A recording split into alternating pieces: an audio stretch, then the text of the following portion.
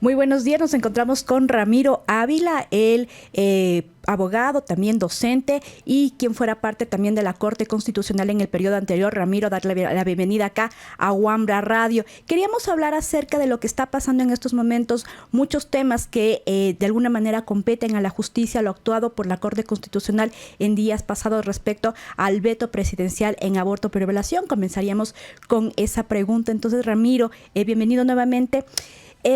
Primero entender qué es lo que pidió la Asamblea Nacional y efectivamente hay otra lectura de saber si es procedente o no este pedido. Verónica, buenos días. Un honor enorme estar en Wambra Radio. La primera cosa que yo diría como premisa es que el derecho constitucional es como todo conjunto de normas, está hecho por palabras, por frases, por un lenguaje que siempre se presta a la interpretación. Esto es normal en el derecho y creo que lo que pasó acá es que hubo interpretaciones diferentes sobre la Constitución.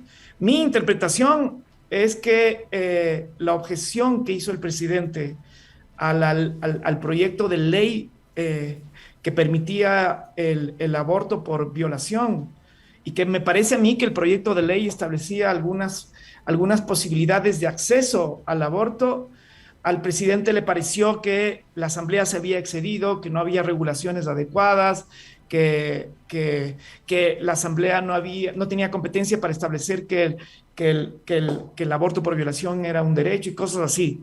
Y además establecía algunos requisitos que la Corte a mí me parece que no mandaba. Yo sostenía que lo que debió haber hecho el presidente es decir abiertamente que hizo una objeción por inconstitucionalidad. No lo hizo. Y a mí me parece que ahí hubo un cálculo político por parte del presidente en el sentido de saber que su objeción presidencial, que era restrictiva al ejercicio del derecho al aborto cuando una persona ha sido violada, a mí me parece que el cálculo político es que él sabía que en la Asamblea era muy difícil que se consigan los votos suficientes para oponerse a ese veto y por lo tanto que su pronunciamiento se iba a convertir en ley. Esto a mí me parecía que pensando en las mujeres, pensando en las víctimas de un acto de violencia como la violación, me parece que merecen, me parece una ley que sea más reparadora y con menos dificultades para el acceso al aborto.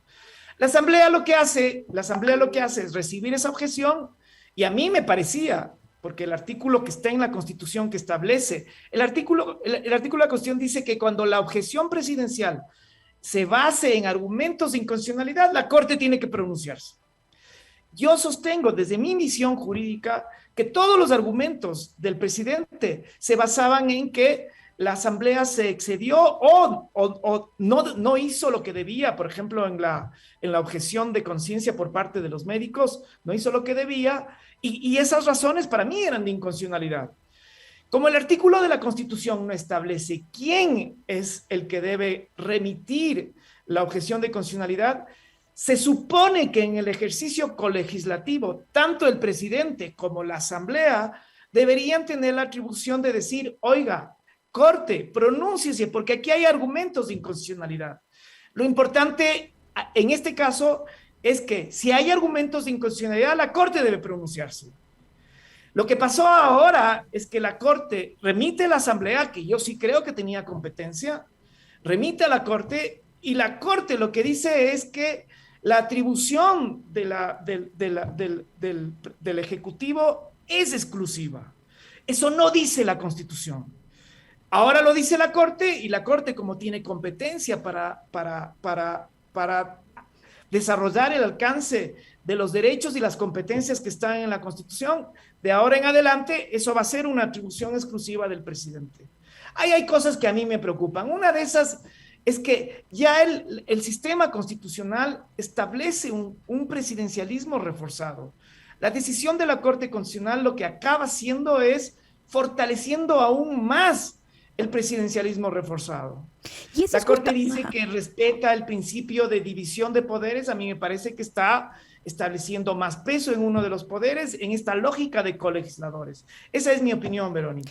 Y es que justamente, Ramiro, esto podría dejar, digamos, un precedente para otro tipo de leyes más allá del tema del aborto. Por ejemplo, si es que a Lasso no le parece una ley que aprueba la Asamblea, la veta casi totalmente y luego cambia de ley.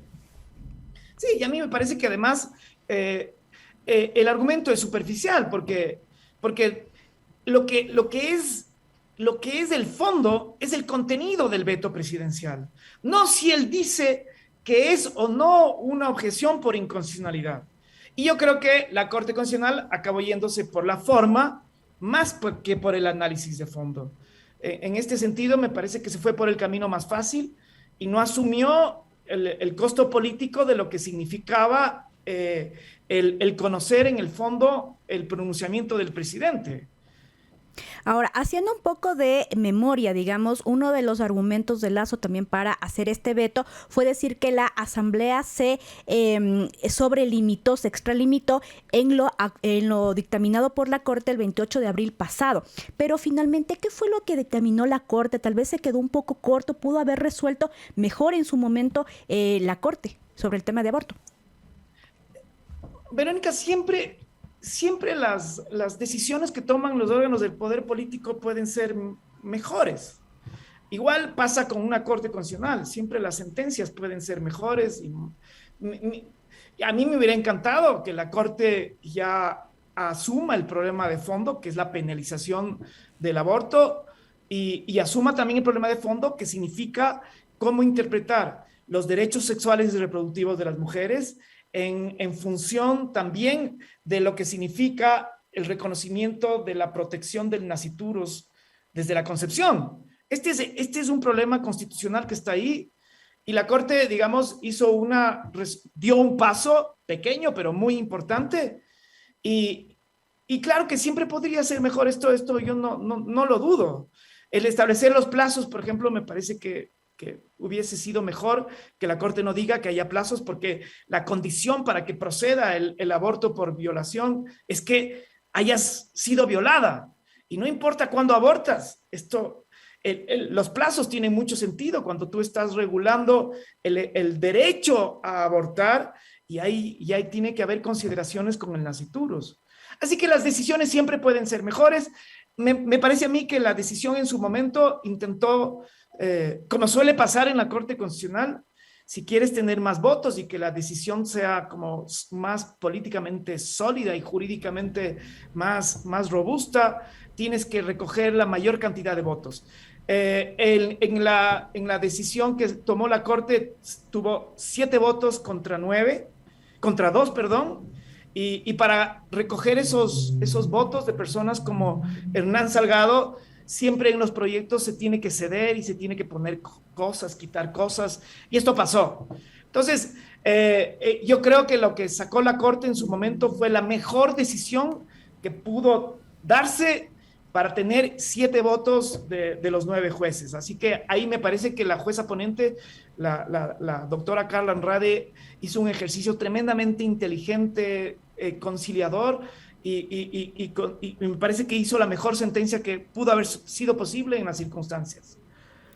Ahora, la Asamblea ya tiene 2 días apenas, llamó el día de ayer a la votación nuevamente. ¿Qué escenarios finalmente se podría dar la ley? ¿Es factible normalmente que la propuesta de Lasso vaya? O sea, si no consigues los 2/3 de votos para oponerse y reafirmarse en el proyecto original, que me parece que la tiene difícil, lo que va a pasar es que la objeción de del presidente Lasso se va a convertir en la ley que se va a promulgar. Esto me parece que es el escenario más posible en medio de esa impredecibilidad que tenemos en la Asamblea Nacional, pero lo que yo sí creo que es clarísimo es que aquí ha habido, me parece a mí que en el veto, si es que eso se convierte en ley, si es que la objeción se convierte en ley, me parece que hay más de un argumento para que las personas interesadas puedan plantear una acción de inconstitucionalidad y el control previo que se dio a la elaboración de la ley sea un control posterior. Y la Corte va a tener, ahí sí, no va a tener la posibilidad de analizar, de dejar de analizar el fondo de la sentencia, las restricciones que hizo el presidente Lasso en función, yo creo, en franca contradicción en algunas cosas con la sentencia. Cambiando un poco de tema también, tuvimos en estos días la liberación del ese presidente Jorge Glass. Muchas gentes, muchos analistas también hablan acerca de que, digamos, hubo un mal uso del tema del habeas corpus, que el juez competente que dio finalmente este dictamen no tuvo que haberlo resuelto. ¿Cuál es su lectura, Ramiro? Sí, yo en esto creo que se ha corrido mucha agua en relación a los argumentos en contra del habeas corpus y creo que tienen absoluta razón. Me parece que es un habeas corpus concedido de forma irregular en la forma y también en el fondo me parece que hay una interpretación extensiva de algunas decisiones de la Corte. No era competente el juez, sin duda alguna. El momento en que resuelve el juez, dónde se produce la cosa, qué es lo que, la forma en cómo se dicta la libertad, todos son procedimientos irregulares que no suelen pasar y que no deben pasar. El juez competente, sin duda, el juez del lugar donde estaba privado de la libertad. Además, hay cosas que se dicen que no se sabía dónde estaba. O sea, me parece que hay mucha irregularidad. Y me parece que quien sale perdiendo acá, uno, son las garantías constitucionales.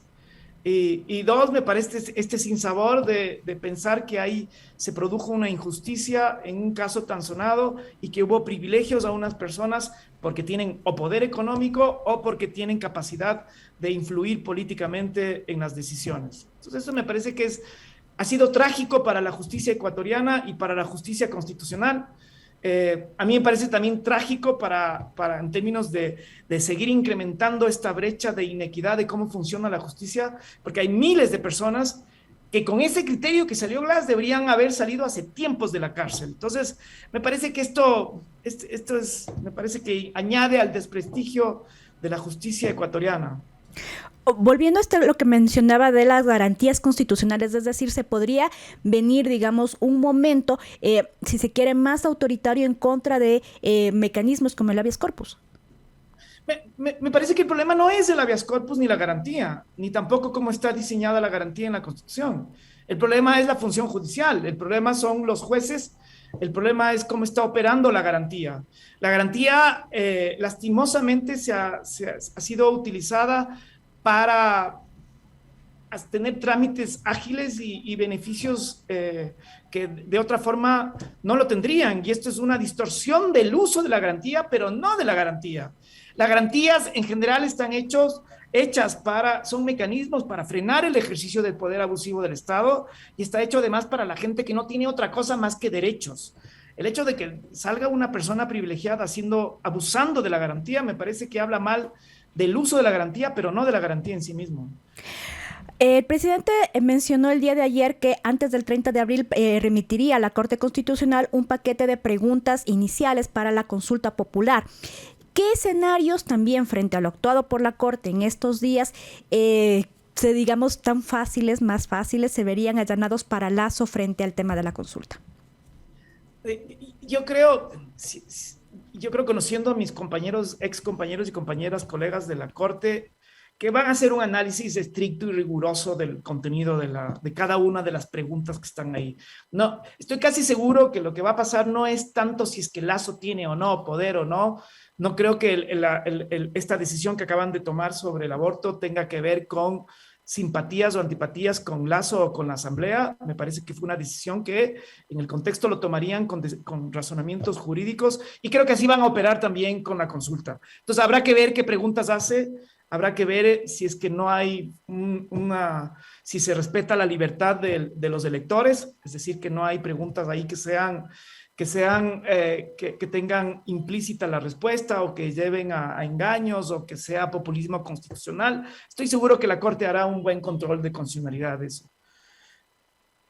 Tema de aborto, Ramiro, muchas organizaciones feministas han mencionado algo que usted también ya lo había dicho, que la Corte no revisó el fondo, sino la forma en la votación del día de ayer. Pero ¿quedaría todavía un mecanismo, algo que hacer a nivel de acción constitucional para que la Corte pueda ver el contenido del veto de Lasso? Sí, o sea, la acción de inconstitucionalidad me parece que es la vía, cuando una vez que se promulgue la ley, no sabemos si es que va a haber votación suficiente o no, pero de todas maneras, si se promulga la ley y sale, digamos, de estas restricciones que hizo la objeción presidencial, siempre cabe la acción de inconstitucionalidad. Ahora, me parece que el movimiento feminista está peleando, ha logrado una conquista enorme de abrir las posibilidades para que exista el ejercicio al derecho al aborto, y después la pelea tiene que seguir siendo en relación a que el aborto sea un derecho de las mujeres y que tengan derecho al aborto libre, seguro y gratuito, que es, me parece, hacia donde está caminando toda América Latina, donde está caminando el mundo entero. Y esto me parece que es parte de la evolución del derecho, y tarde o temprano, con la Corte o sin la Corte, con la Asamblea, o con esta o con la siguiente, tarde o temprano tiene que venirse este derecho, porque me parece que eso es lo que está pasando en términos de avances jurídicos en la región. Pero digamos, no nos podríamos quedar únicamente con el dictamen de la Corte de abril pasado, más allá de que exista o no una ley. ¿O es necesaria la ley? Lo que pasa es que la sentencia de la Corte, digamos, por la presión de algunos de los jueces y juezas, estaba diseñada en el sentido de, ok, hay un grupo de mujeres que va a poder acceder al aborto. Se tiene que regular las condiciones para que ese ejercicio al derecho al aborto, cuando ha sido violada, sea posible. Esto era la lógica que estaba atrás de mandar a que se regule la Asamblea.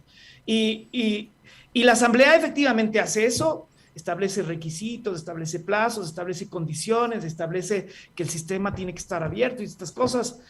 Ahora veamos cómo sale al final el texto final. Pero para mí el criterio que tiene que estar claro es que si es que la ley pone trabas al ejercicio del derecho al aborto cuando ha sufrido una violación, a mí me parece que eso iría en contra de la sentencia de la Corte, y ahí creo que la Corte tiene más de un argumento para poder corregir eso y garantizar que la gente no tenga que irse a lugares clandestinos, o que tenga que morir o tenga que sufrir condiciones más allá de lo que ya fue haber sido víctima de una violación. Finalmente, Ramiro, ¿qué opinión le deja esta nueva conformación de la Corte? ¿Cómo la vemos también en el escenario político y en este momento en que tenemos un presidente que no tiene ningún empacho en decir que, por ejemplo, no va a gobernar con la Asamblea? O sea, yo siempre tengo la esperanza de que la Corte siga siendo, habrá que ver cómo fallan los dos nuevos jueces y la nueva jueza. Habrá que ver cómo se desenvuelven, habrá que ver cómo razonan, pero uno siempre tiene la esperanza de que, como se logró, me parece que en estos 3 años, es que la Corte pudo resolver independientemente de los poderes del Estado o de los poderes, digamos, fácticos económicos. Lo hizo así. Siempre hubo un razonamiento jurídico basado en el mejor entender de cada uno de los jueces y juezas. Yo tengo la esperanza de que esos 6 jueces que se quedaron logren, digamos, que esta práctica siga, y que los 3 jueces que se juntaron, con los que se renovó, tengan todavía esta independencia que fue tan celosamente cuidada por la Corte del año 2019. Ramiro, nuevamente agradecerle su presencia acá en Wambra, Medio Digital Comunitario, y también esperar, como usted menciona, ver si es posible un nuevo proceso que se pueda venir, al menos en este tema de aborto. Muchísimas gracias. Un saludo cordial, Verónica, a usted y a todos los que nos escuchan. Estuvimos con Ramiro Ávila, él parte de lo que fuera la Corte Constitucional en el anterior periodo, dándonos también sus opiniones respecto de lo actuado por el organismo en estos días pasados.